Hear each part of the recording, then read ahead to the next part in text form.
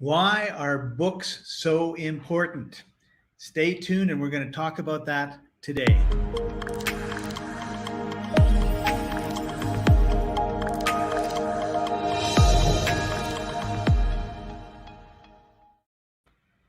Welcome, everybody. I'm Scott Patton, president of free-ebooks.net, and joining me today is Warren Whitlock, CEO. Hey, Warren, welcome to the show. Hey, glad to be here. Always good to visit with you. Even though today somehow it looks like I haven't been out in the sun for years. Not much, but I'm here in sunny Las Vegas, and my skin does not quite look like this, but we'll be okay. Right. So we're going to do a series on writing books. And I think the first question is, why should I have a book? Like, why not just give out a business card? That's an interesting question, because I do get asked that once in a while, but more often than not, if somebody is needing to justify why they should have a book, they're probably not ready to write a book. So most of the time, by the time we get to somebody that really wants to do it, they are asking me. There's a lot more of them. I sometimes joke that there are more people out there that want to write a book than want to read a book. And we're here at with the free ebooks audience, where I would say the majority of people want to read a book, whether or not they read a little or a lot. At least you're in the different stats than we normally quote. But I've talked to people who don't study on their profession, who don't stay up with what's going on, and they still want to write a book and tell the rest of the world about it. Even more who come to me that are an expert at something. They got 20 years in the business of doing something. They're very good at whatever their skill set is, and talents and occupation, profession, whatever. And they come to me and they say, I want to write a book. What do you want to write a book about? Well, I've read a lot of self-help books. I'd like to write a book about self-help. Well, the world does not need a lot more self-help books. Go ahead, do it. That's fine. There's another way of looking at it. All books are self-help books. So that being said, let's get to the real reasons why. The reason why is it's going to change your life and your career.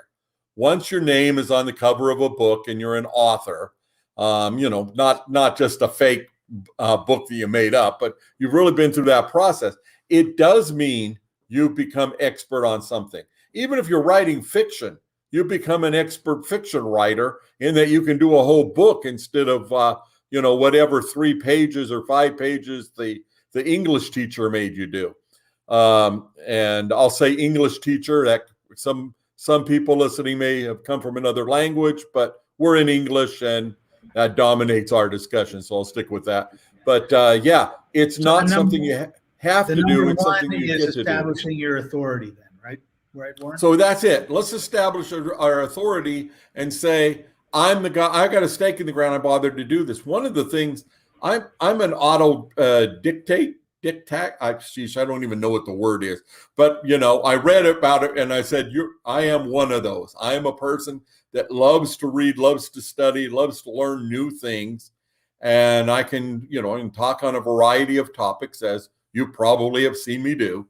But what am I an expert at? I'm expert at the things that I took enough time to outline and fill a book, because that means it's another degree sort of. That's why a graduate degree, master's degree, doctorate, whatever, is setting you apart. Even if you're taking a technical training or vocational training, whatever you do, that certificate means you've gone through that and you paid attention to that one area of life a little bit more. So it is a real thing that you gain being an authority by having the book, but it also is real tangible proof. Now, I wouldn't say anytime you need to hire a plumber, hire the one that's written a book about plumbing.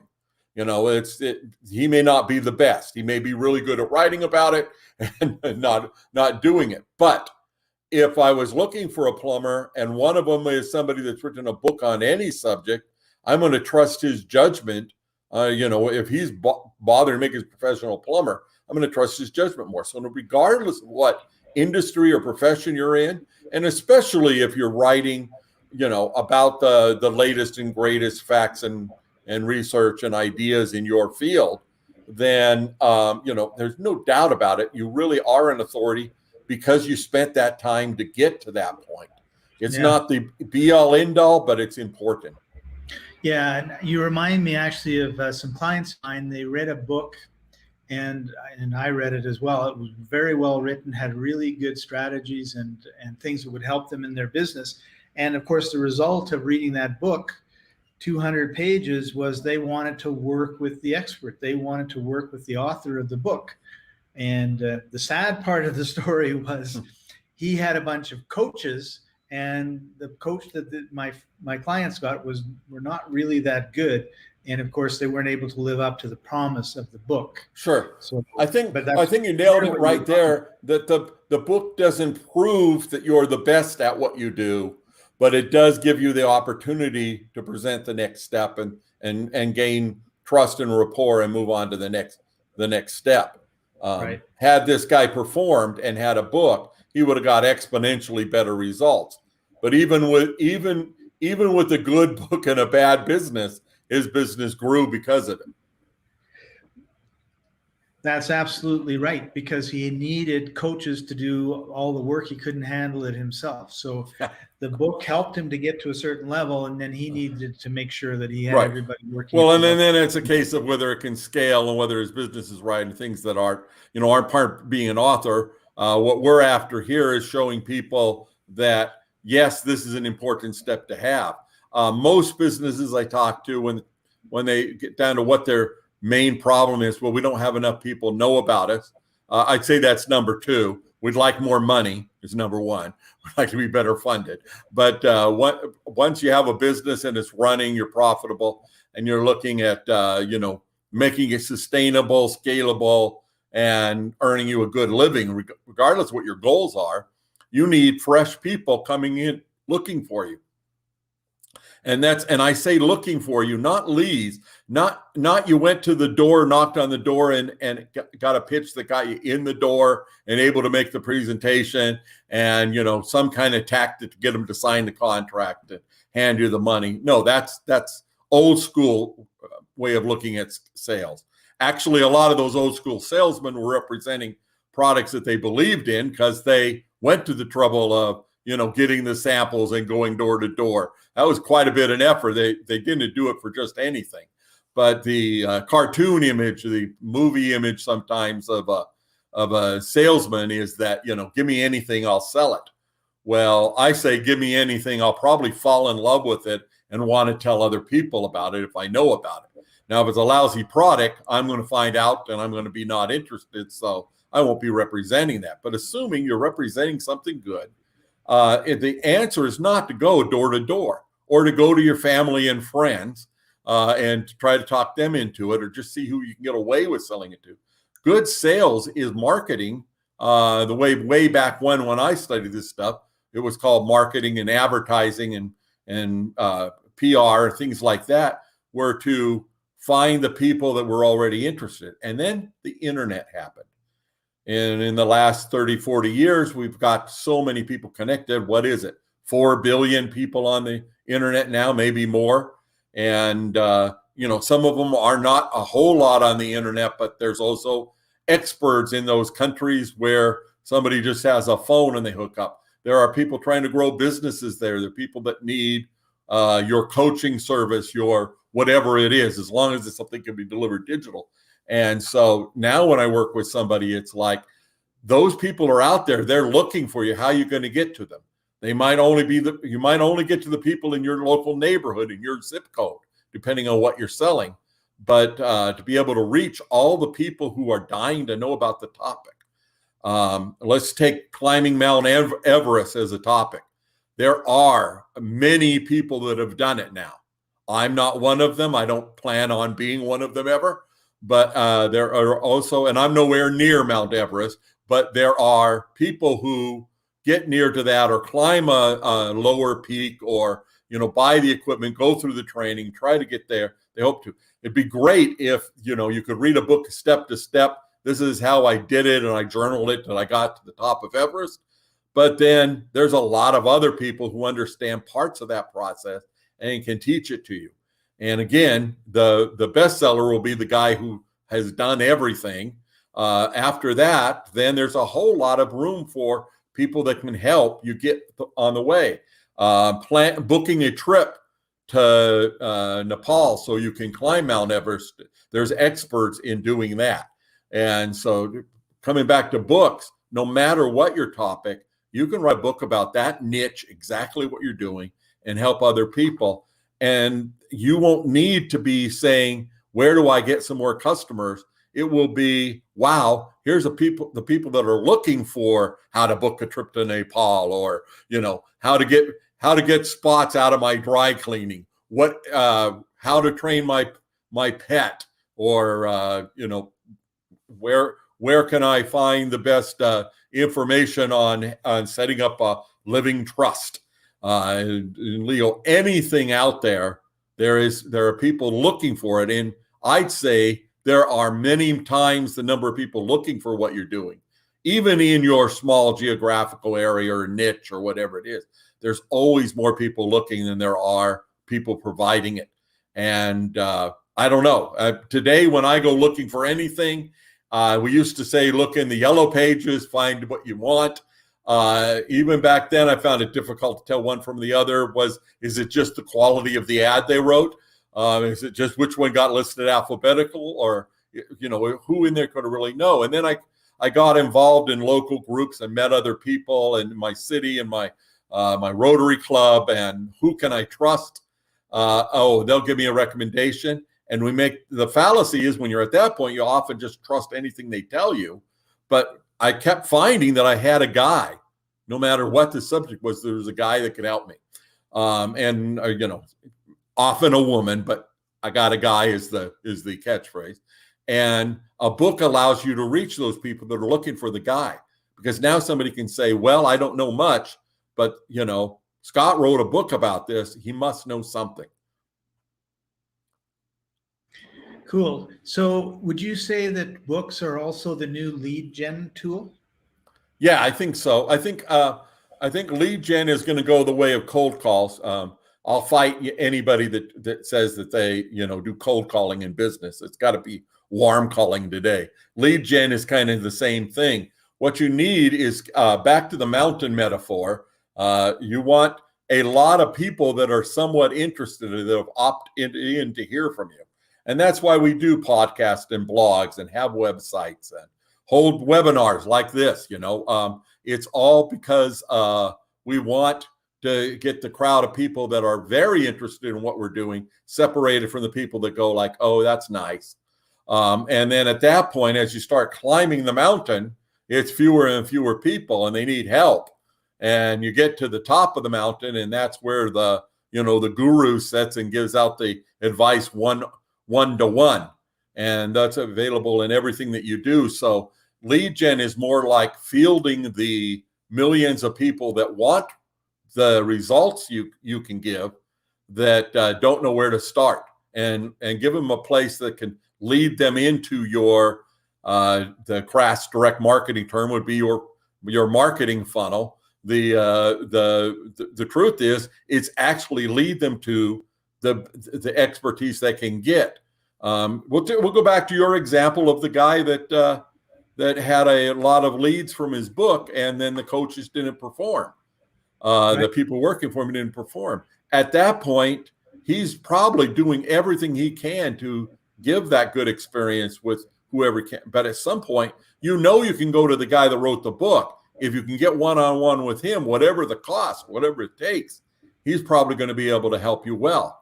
And so then it's just a process of setting up your business so you screen the people looking for help, or as in a direct marketing metaphor, you turn on the spigot every time you need more leads.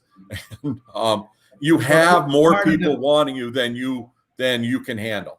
Yeah, part of the way I was sort of imagining it, and this may be the old days, I may not be ever happening again because of everything that's happened in the last year, but someone goes into a bookstore and then they wander around, and maybe they're an entrepreneur, maybe they're a business person, and they go to the business section, and they start looking, and a certain book pops out at them, and they flip through it a little bit, and they go, oh, this is really cool, really interesting.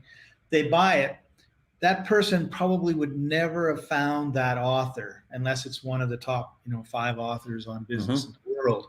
And yet now they've got that book, and that's sort of a passive lead generation because you've got it in hundreds of bookstores around the country, and people wander in and wander in. Well, a lot of people look at it, don't get it, and then they move on to the next book. But that one person that reads it, and then you multiply that by the thousands that end up buying it throughout the year or two. Well, I'm doing advising now of emerging tech companies and AI in particular. And that deal got set up because somebody read my Twitter book 12 years ago and came to someplace I was speaking because he wanted to meet me.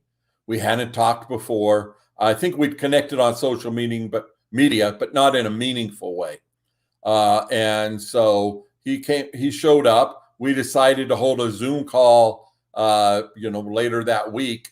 And next thing you know, I've got a partner, and perhaps the best thing other than working with you, Scott, best thing for my future came from doing that. And I dare say that's how you and I got together.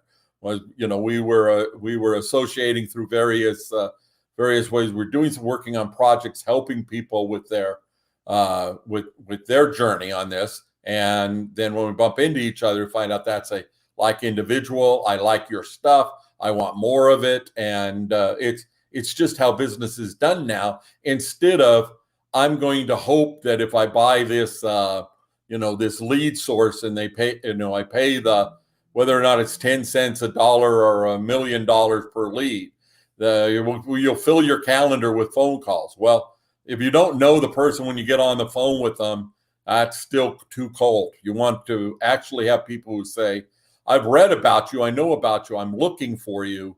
And that just flips the script on everything. When you're perceived as the expert, as the author, it just changes the way you look at the world. Yeah. So are books can they be a new stream of passive income?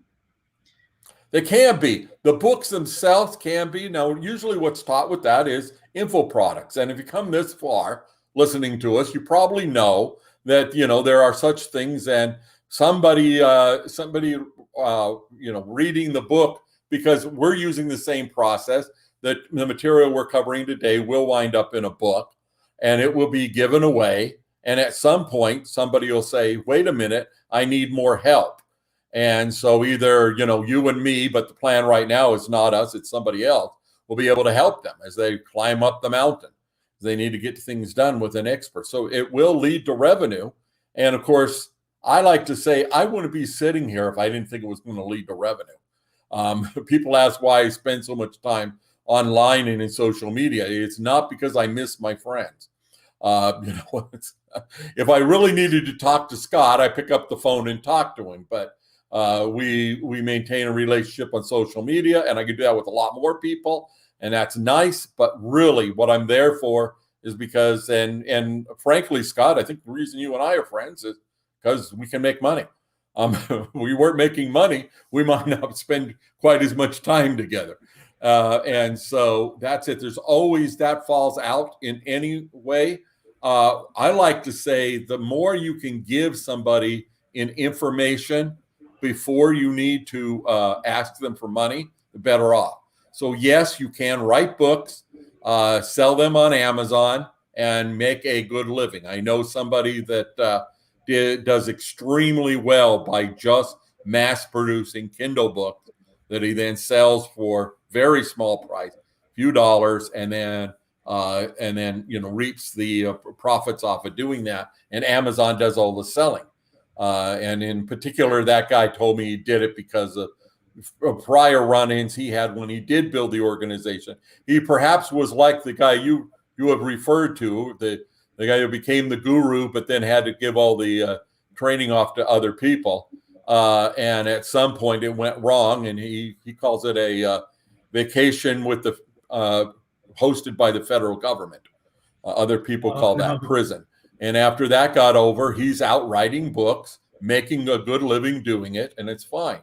If you're having trouble making next month's rent and you're writing a book and hoping to get paid for it, that might not be the quickest way to get things done, because get a job, do whatever you have to, get some money, and then don't give up your passion and you're wanting to write a book and share that with people. Go get the new client, the new job, whatever it takes, or a loan, I mean, like a loan for friends and family, not don't go to the bank and say, I want to be an author. That could become usurious in what you have to pay that way. But, if somebody believes in you, wants to support you doing that, sure, go ahead and write. And what you do, don't think of the book as the vehicle to make you rich. Think of the vehicle to give you the wherewithal to then create streams of income in other ways. So, Warren, what are some of the tools that people have that they can use for book writing? I think today we've got a lot more. In the old days, it was a typewriter and paper. And I think today we've got an awful lot more tools that we can use. Well, I go back to how I was taught to write anything. And I don't think I was ever taught how to write a book, but I was taught how to write other pieces of content and smaller. And a book is just a bunch of chapters put together. You can have a theme that goes, from one, an arc, a story. Again, there are some different things in literary writing or in reference books. If I wanted to write the best book of telling you how all this works, well, by the time I got it done, it would be out of date because technology changes so fast. So a different kind of book has come up, especially since self-publishing is available, where the expert can tell a story, and like we're doing here, no notes, no. I think we're working with a little bit of an outline. At least Scott is trying to keep us on topic, and we get through and we cover the points we want to cover. If we don't, we go back and fix that. And the other thing is the myth that you have to write a book that you can send a completed manuscript someplace and somebody's going to fall in love with that and pay you money.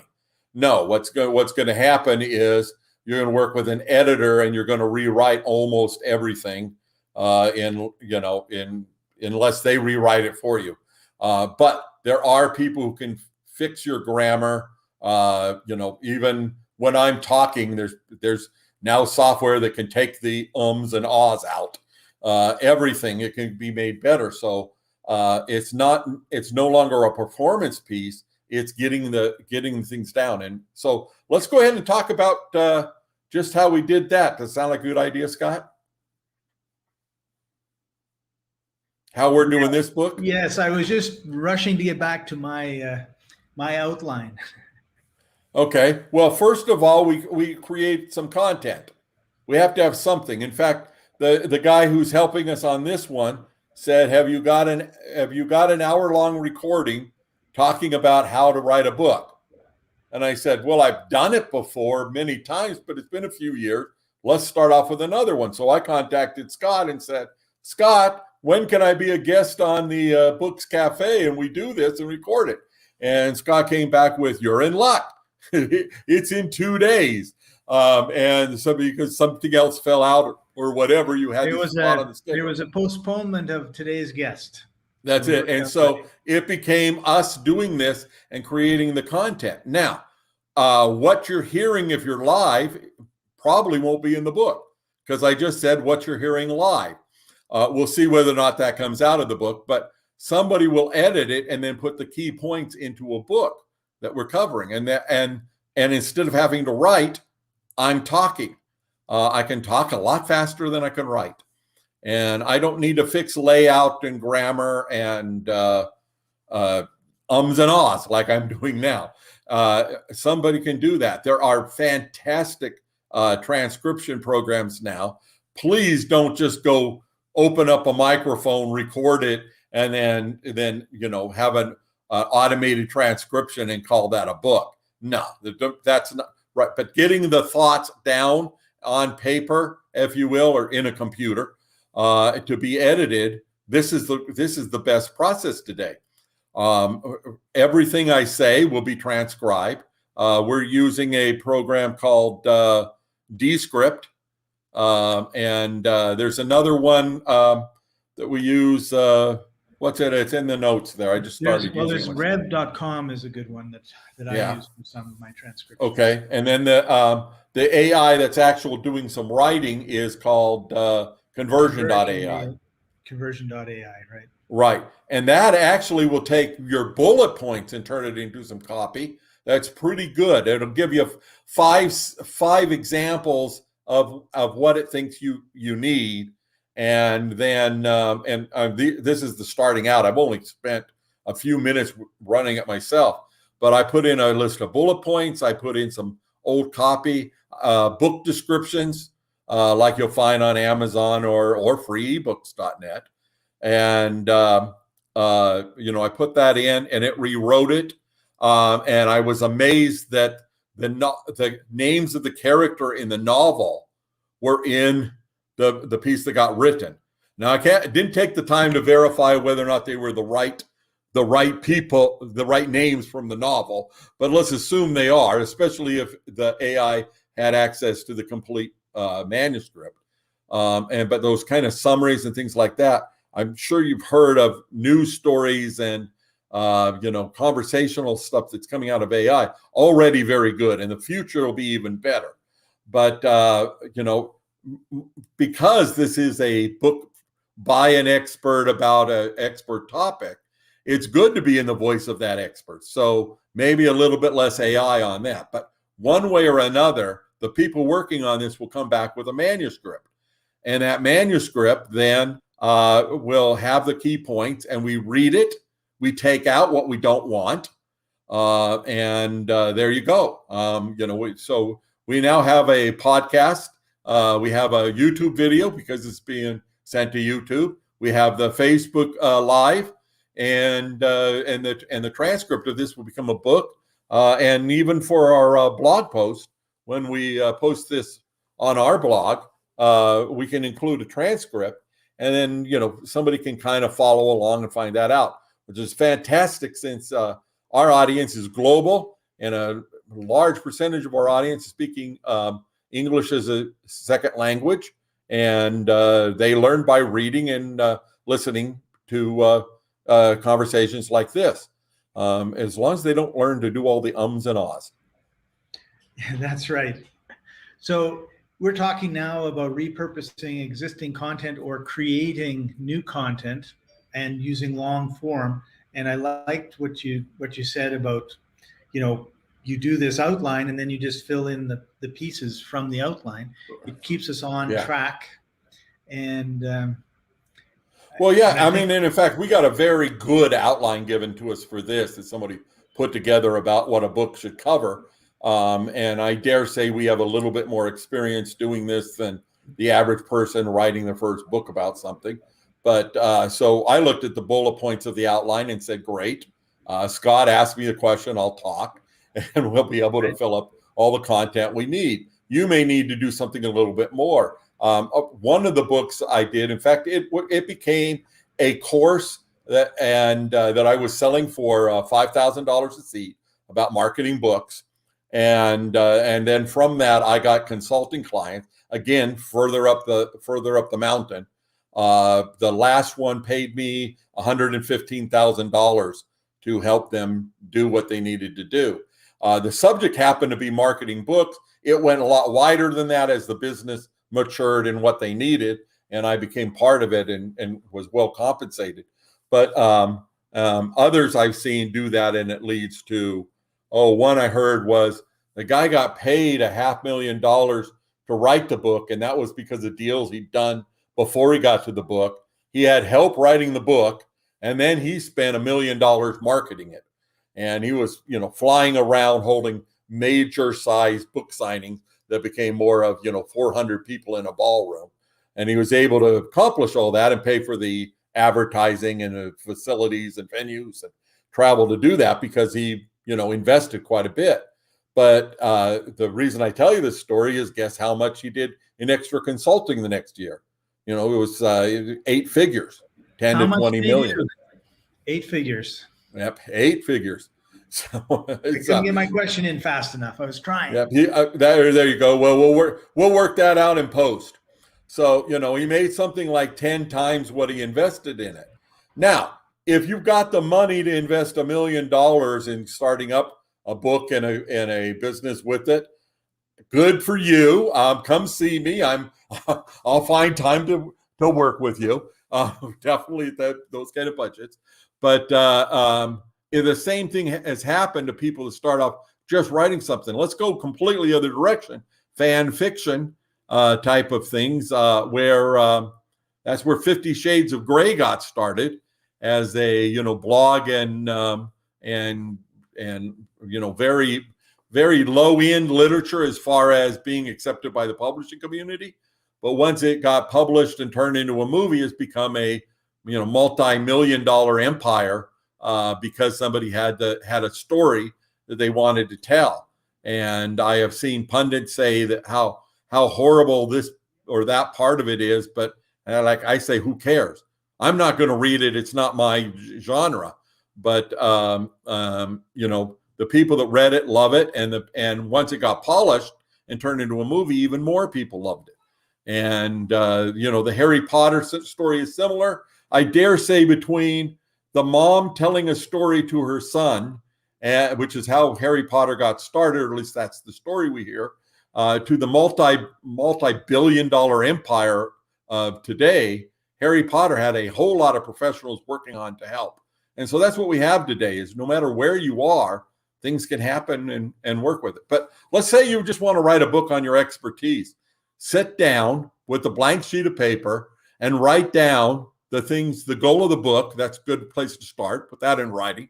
And then 10 points, whether they're the frequently asked questions or what people need to know or the path they need to take. And there you got 10 chapters.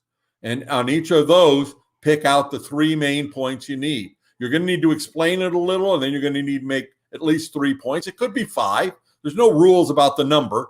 And then in each one of those, you can divide them up into 3 again. So if you have 10 chapters, 3 main points, and 3 supporting bullets with it, and then you start either talking the book as we're doing here, having it transcribed and turned into something, or writing. You'll know exactly what you're writing, and you can stay on track and get it done. The prolific writers do thousands of words a day. The average author tells me they just need another weekend to do it. They're going to go up to the cabin or on a vacation or lock themselves in the garage or basement if they don't have the means to go to a hotel, and they're going to get this thing done. Something comes up. The day you're planning on doing that is the kids' soccer match, and you go do that instead in a completely different. Or you go on vacation and decide that you like being on vacation more than you like writing a book. I can always do that next week. And so that happens. You made a really good point. I want to jump in there, Warren. Go ahead. You talked about there's a soccer match.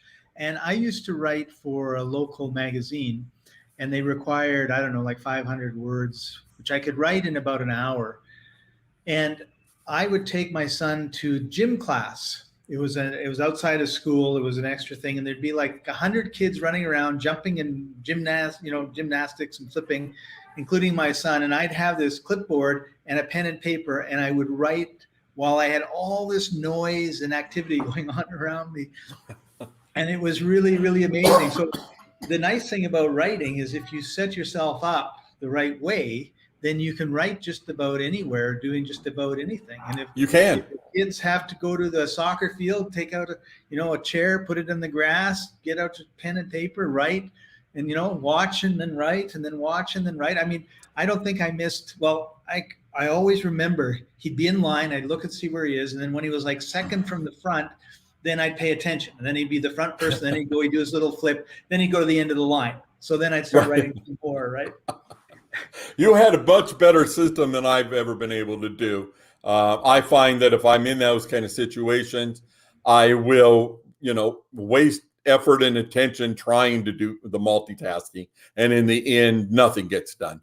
But then, then I feel guilty that I didn't get it done. I find the time, I carve it out. I, skip watching a TV show. And, the next thing I know, I've got the thing done. It's not, it's really not today. It's not about writing being hard. It is the doing part of thinking. I like that phrase. The doing part of thinking. That's this should be appear if you're reading this. This should appear in a box with the quote. Writing is the doing part of thinking. Anonymous or unknown. Or oh yeah, we have people. They'll look that up. And you give that thought. And I find today even easier than the writing is the thinking. And I still have that problem. Because if I get up from here when we're done and say, great, it's now time to get a little bit of thinking done on a project I want to do, and I walk into the next room, and then whatever happens there happens there. Plus, I have a phone by my side, oh yeah, it's late enough. Maybe I'll watch a TV show, and then I'll work. Let me catch dinner. And so my unstructured schedule is such that sitting down and just thinking is a hard thing to do. The only way there's two ways I get it done. Book myself for something like this, and so the thinking is turning into words and content, or I have to take out some paper and start writing. If I try to pull up a document and do it on the computer, quite often something will pop up, something will catch my attention, and I'm gone. But if I really want to figure out how are we going to make get the next million readers for free ebooks, and or how am I going to get this book done? Then it becomes a very difficult thing to do. So it's time management. And hey, maybe time management doesn't belong in how to write a book, or maybe it is the most important thing. So I would agree with you. I think it's very, very important, because if you're not managing your time, you're not going to be getting. You and I just needed a short email written, and I needed to reference a document before we did it. And you took it off my hands and said you would write the thing. And then I didn't find the document and such. And then we were meeting for business yesterday, and I said, I can't talk to Scott without finding that document he's been nagging me to get. And I went into search and found it on my computer, and I typed 2 letters in the search bar before it popped up in Google Docs. 2 letters, the person's name, and there was all the correspondence, and that's what I needed. And it wasn't doing the work that was so hard. It was the sandwiching it into everything else. And I call it the curse of being a Twitter star. There's always something more I can write a little for. That one of the things and we're getting close to the end of our time today. But this is the last part of this section of this outline that we're going through, and that is why repurpose your content. And I want to tell you a quick story that I think you'll really appreciate. I got this email, a mail order thing, and I ordered this binder, and the binder had a CD in it. I started listening to this CD, and then I really liked the author. Oh dear, I'm forgetting his name. So I went to his site, I saw this blog, and I started reading some of the posts in his blog. And then I went to the library and I pulled out a 20-year-old book. I started reading this book. So I'm reading this book by this guy. I'm reading this blog post by this guy, which actually I printed a bunch of them out and was taking them and reading them. And I was listening to him in my car. And every once in a while I was like, I've heard that somewhere before. Like, where have I heard that before? And then I realized that his blog posts, each blog post was a chapter in this book that I was reading. And each section in the CD was him reading one of the chapters or blog posts. So I was actually 3 different ways I was consuming his information, although 2 were reading. And it was over 20 years, because the CD was brand new and he was still repurposing content that he had written 20 years previously. Part of me was mad, and part of me was like, oh my goodness, like, talk about repackaging and repurposing. My story like that is Ira Hayes, IRAHAYES, and he was a motivational speaker. Remember, the whole idea of self-help and this style of adult learning really didn't take off till the 70s, and then it got helped with cassettes, and then CDs, and ultimately the internet as ways to distribute the material. But it used to be, if you wanted to learn anything at all, you had to find somebody that was teaching it, and there just weren't schools teaching a lot of this stuff people in business need to know, and especially now that technology is changing so fast. And so but back in the day, this was in the 1970s. I went to there must have been 5,000 people in the hall. A big production. It was a traveling thing and had some names, people there, and it had Ira Hayes. And he was presented a pretty big name, but I'd never heard of him. And we went there, and he gave a speech that was fantastic. And back in the day, the most you could buy in the back of the room was, a set of cassettes, 3 or 4 cassettes, a book, or something like that. $25 was a lot to spend back there. Later, that method became possible that you could sign up for a coaching course, or you can go to Fiji and meet Tony Robbins. There's ways you can just spend millions of dollars on this same kind of genre. But back then, it was just the books back. And he says, well, this is what I got for you. You'll get 3 audio cassettes. One of them is me giving the speech I just gave you. People ask, why not get a new speech? He says, it's easier to get a new audience. And so why bother writing a new speech? Just get another audience. And then he says, but then the next one will be a radio interview. And sure enough, it was an hour interview, quite like this, where he just covered the same things, but he had somebody asking him questions. And the third one was a transcription of his written material. And along with that, you got his written material. And so it was actually 4 times to get what you had just heard. I gladly paid the $25. I'd listened to those tapes over and over, especially the one that was live, him giving the speech, and learned all those things. And I quote him all the time, including it's easier to get a new audience than write a new speech. There are so many people that need whatever it is you have to offer.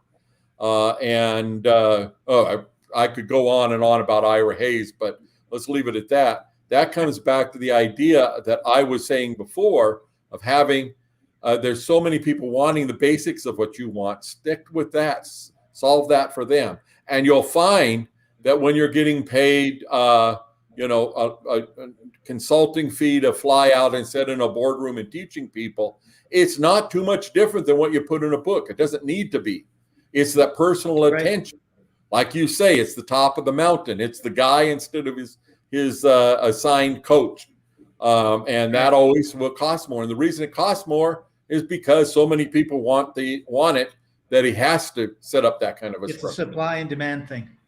Sure. And then everything you want to learn about, and I'll just take self-help, and all of this is self-help. If I'm helping you write a book, it's really the same as if I'm helping you get your finances straight. I'm teaching you how to get fit and exercise, although that would never be me. If I'm repairing your car, you want to go to the expert and have them help you. When I get my car repaired, I ask the guy things about what I could do to make sure I don't have problems, that I don't get stuck at the side of the road. I'm constantly getting more and more information. And it's interesting. I've walked up to a guy, say at a networking event, or even as I first walk into the car repair place and ask them questions, they don't want to talk. But after you've paid them for the repair, if they happen to be chatty, you can learn all sorts of things that way. And so self-help is the business model that of the present and the future. And it's all summed up in Napoleon Hill's Think and Grow Rich. I prefer the new Think and Grow Rich with Ted Ciuba, where he has reworked some of the old language to make it easier to digest for today's audience. I had something to do with that. I'm plugging a book. And what in it, there's 4 steps that you need to take to get anything you want out of life. And it can apply to, think and get a book, get a bestseller. But, rather than rip that off, we're going to call this something else. And it's 4 steps of finding out what you want, determining what is needed in return to get that, committing that you're going to do whatever it takes, and then really paying attention to that goal as an important thing and put it as a priority. That's where you tape it on the mirror, you memorize it or whatever. By the way, go check those 4 steps. I'll be wrong. I've been using this now and teaching it to people for 30 years. So you're getting my language instead of his. But If you think about it, everything else you learn as you continue in this book or in other books or whatever, the courses, it is a matter of you getting to what you want. And if you're reading because you're just bored, it's not near as much fun as I want to get this. Even if I'm reading fiction or watching a movie, I'm looking at when is this getting done because I got another one in the queue. I'm always goal oriented in that, but especially when it's nonfiction, self-help, or professional development, it's got to be. I want when I get done with this, I'm going to know more about human anatomy or how to change a piston in an engine. Right. So what's interesting too in the last part about our repurposing content is a single 1 hour long podcast or webinar should be able to produce about 5 blog posts, 10 social media posts, and a book. And that's all about working smarter, not harder. And after you commented on that, Warren, we'll call it a wrap for today. Good. Yeah, that's absolutely true. I've now written 250,000 tweets. Many of them are quite repetitive. And I've written, over a dozen books, always with a co-author, because I don't want to spend the discipline to sit down and try to do it by myself. If that's your cup of tea, do it. But an author gets a book out. You're not an author if your book isn't published. And so how you get to that point, there's a lot of paths you can take. But, repurpose, reuse, let everybody know. I say, figure out what those 4 things you teach are, what the 10 things that are in the chapters and everything, and make it part of everything you do. So if I wake you up from a dead sleep in the middle of the night and I say, what's the secret to success, Scott? You'll tell me the same 3 things as what you're saying in a stage presentation, you're making a professional documentary, or you're writing books. It always gets down to these are the keys to success in life and how you're going to present it. And then you've got to make it entertaining so people are going to come back. And so, yeah, and if you've been entertained here, you can find out more about me online and keep getting entertained on my Twitter account, or you can come back and listen to more of the Books Cafe, because you'll definitely learn more here. That's right. Thanks, Warren. Thanks for coming on. Next week, we're going to talk some more about, we're going to get into some technical type details about transcribing your content, some software that we really like, outsourcing, that sort of thing. And also we're going to get into hopefully printing and publishing, which will be really, really exciting. We've got a fan, Kevin Nations. Haven't seen you for a while, buddy. Warren is a rock star. Thank you. Kevin, my number 1 fan. My oldest friend in internet marketing. So thanks for joining us, everybody. Next week, we're going to have part 2 of how to write a bestseller, and we'll see you there. Bye for now.